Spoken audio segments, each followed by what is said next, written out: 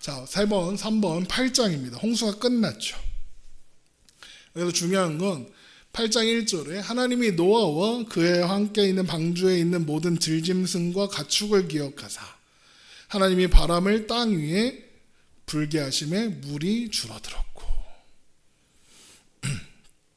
하나님이 노아의 의로움과 순종, 그러니까 노아가 어떤 일을 했다는 걸 기억한 게 아니라 그 노아 자체를 기억하셨어요.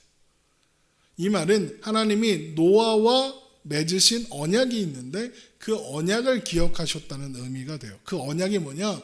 창세기 6장 17절에 내가 홍수의 땅을 일으켜 물을 생명의 기운 있는 모든 육체를 천하에서 멸절하리니 땅에 있는 것들이 다 죽으리라. 그러나 너와는 내가 내 언약을 세우리니 너는 내 아들들과 내 아내와 내 며느리들과 함께 그 방주로 들어가고 혈육 있는 모든 생물을 너는 각기 암수 한 쌍씩 방주로 이끌어들여 너와 함께 생명을 보존하게 하되 새가 그 종류대로 가축이 그 종류대로 땅에 기는 모든 것이 그 종류대로 각기 둘씩 내게로 나아오리니 그 생명을 보존하게 하라. 너는 먹을 모든 양식을 내게로 가져다가 저축하라. 이것이 너와 그들의 먹을 것이 되리라. 하나님의 언약은 방주에서 영원히 산다는 게 아니라 생명을 보존하고 그래서 새로운 인류를 시작하겠다는 데에 있었어요. 하나님이 그 언약을 기억하셨어요. 노아를 기억하신 거죠. 까먹고 있었다 기억했다가 아니라 늘 기억하고 알고 계셨다. 그리고 이제 그 때가 되었다, 이런 뜻입니다. 하나님이 바람을 이제 땅 위에 불게 하셔서 바람이 땅 위에 물을 말리기 시작했어요. 그리고 하나님은 물 근원 두 군데, 깊은 곳의 샘물과 하늘의 창문을 봉쇄하시죠. 창세기 8장 2절, 깊음의 샘과 하늘의 창문이 닫히고 하늘에서 비가 그치죠.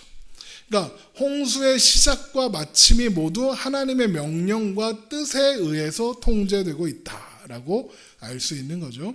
물이 땅에서 8장 3절, 물이 땅에서 물러가고 점점 물러가서 150일 후에 줄어들고, 물이 점점점 줄어들어요. 물이 임무를 마치고 물러가는 거죠. 그래서 점점점 줄어 7월 17일에 방주가 더 이상 떠다니지 않고 아라라사 정상에 멈추었고 11월 1일부터는 산의 봉우리가 보이기 시작했어요. 그래서 미스테리 좋아하는 사람들이 아라라산 정상에 방주 모양의, 그리고 그 크기와 유사한 모양의 어떤 구조체가 있다.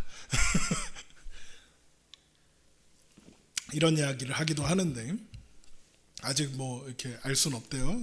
거기가 되게 높대요. 높아갖고 가서 볼 수가 없다는데 그게 노아의 방주든 아니든 뭔 상관인지 싶긴 한데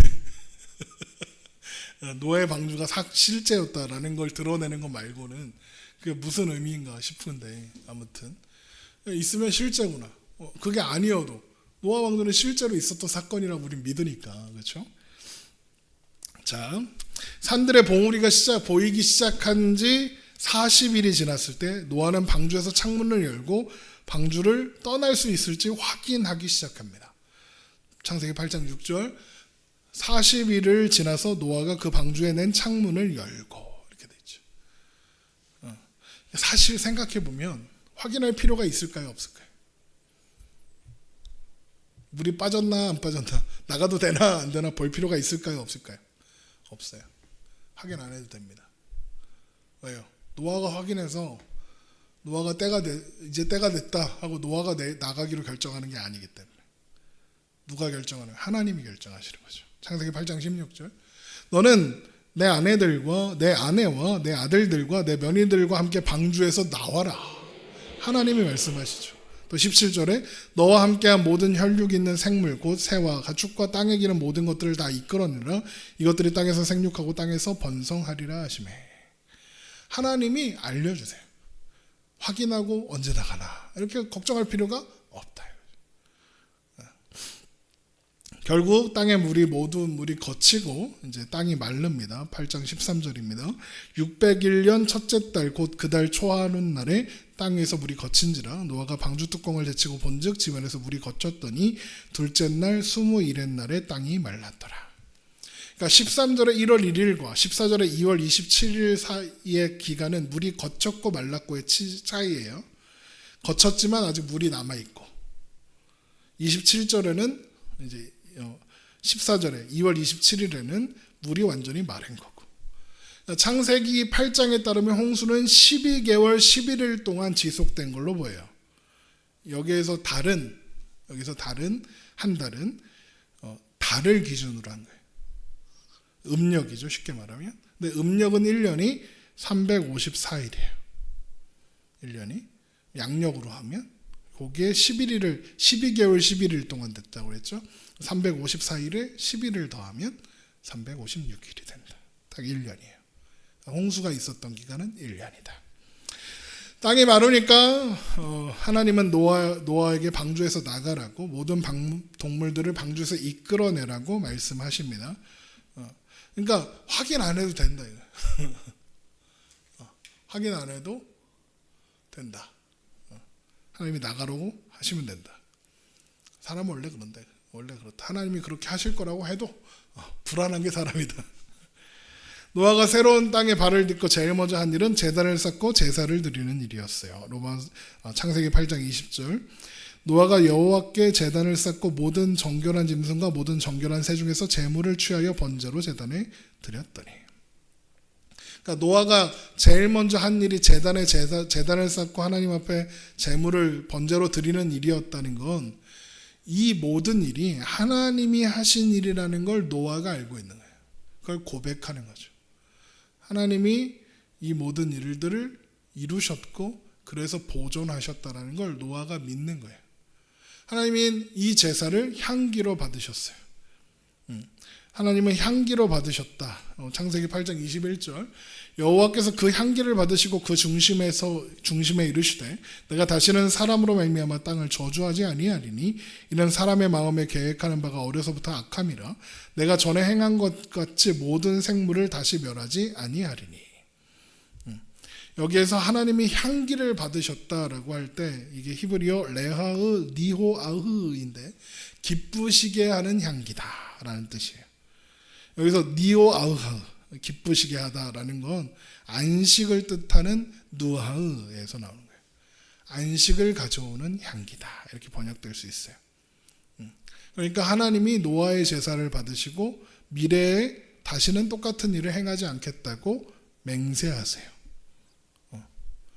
그래서 그걸 세상에 안식을 주시오. 그러니까 이게 아까 아담과 노아가 병렬 구조를 가지고 있다고 한 것처럼 아담의 창조의 끝에 안식이 있었던 것처럼 노아 홍수의 끝에도 안식이 있는 거죠.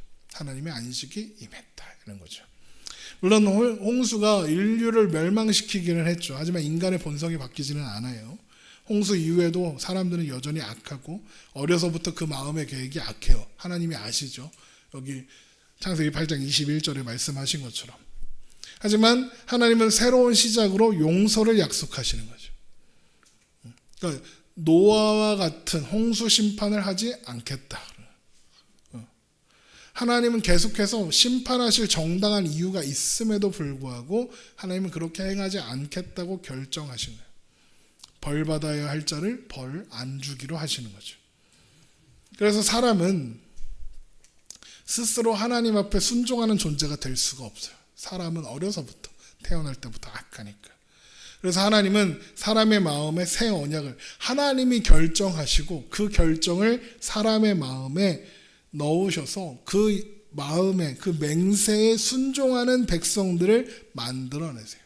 그걸 새 언약을 너의 마음에 새기겠다 라는 표현으로 예레미야 31장 31절에서 34절 말씀에 있어요. 여호와의 말씀이니라 보라 날이 이르느니 내가 이스라엘 집과 유다 집에 맺을 새 언약은 이러하니라. 맺으리라. 이 언약은 내가 그들의 조상들의 손을 잡고 애굽 땅에서 인도하여 내던 날에 맺은 것과 같지 아니할 것은 내가 그들의 남편이 되었어도 그들이 내 언약을 깨뜨렸음이라. 여호와의 말씀이니라. 그러나 그날 후에는 내가 이스라엘 집과 맺을 언약은 이러하니 곧 내가 나의 법을 그들 속에 두고 하나님이 그들 속에 두시겠다. 그들의 마음에 기록하여 나는 그들의 하나님이 되고 그들은 내 백성이 될 것이라. 여호와의 말씀이니라. 그들이 다시는 각기 이웃과 형제를 가리켜 이르기를 너는 여호와를 알라 하지 아니하리니 이는 작은 자로부터 큰 자까지 다 나를 알기 때문이라.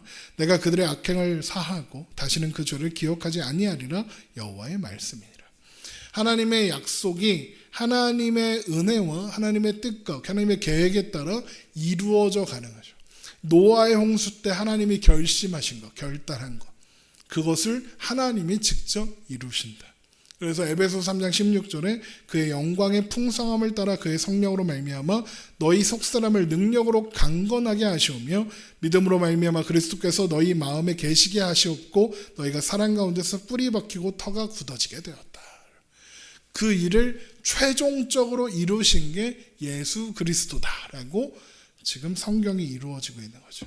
그러니까 노아 홍수와 그 결과로 결과되어진 이 노아의 제사에서 이미 하나님께서 이루실 모든 일들에 대한 계획과 또 그 계획을 어떻게 이루실지에 대한 하나님의 뜻이 모두 계시되어 있다라고 할 수 있는 거죠. 그래서 이후로는 이 자연 세계는 계속 규칙적으로 또 예측 가능한 대로 움직일 거예요. 8장 22절 땅에 있을 동안에는 심음과 거둠과 추위와 더위와 여름과 겨울과 낮과 밤이 쉬지 아니하리라. 이게 무슨 말이냐? 자연이 이제 노아의 홍수 때처럼 막 천재지변이 일어나서 전 세계가 망하는 일 없이 자연이 알아서 움직일 거다. 사람들의 행동이 이 자연의 순환에 영향을 주지 않을 거다. 그러면 그 전에는 사람의 그 행동이 사람의 죄악이 자연의 문제를 일으켰죠. 노아 홍수가 일어났으니까 이제 그런 일이 없을 거다. 자연의 섭리대로 순행하게 될 거다. 이 말은 곧 무슨 뜻이냐? 이 자연의 섭리와 자연의 순행이 하나님이 정하신 결과라는 거죠. 물은 물의 자리에, 땅은 땅의 자리에 라고 이어지고 있는 거죠. 그러니까 그 노아의 홍수 끝에 이 자연이 자연 법칙대로 존재하게 되었다라는 이 말이 있는 건 하나님이 이 세상에 목적하시는 게 이거다. 각기 있을 곳에 있는 인간 또한 있을 곳으로 돌아가게 되는 그것을 의도하고 계신다. 이어지는 9장은 하나님께서 노아와 맺은 언약을 보여주게 되는데 아담과 맺은 언약과 비슷해요. 육식이 허용되고 뭐 이런 이야기가 있는데 어쨌든 그리고 그 언약의 근거로 무지개 언약을 주시는 말씀이 이어져요. 그리고 이제 노아가 사고치고 함의 후손 가나안이 저주를 받고 이런 이야기가 이어지는데 그 이야기는 다음 시간에 이어서 하도록 하겠습니다.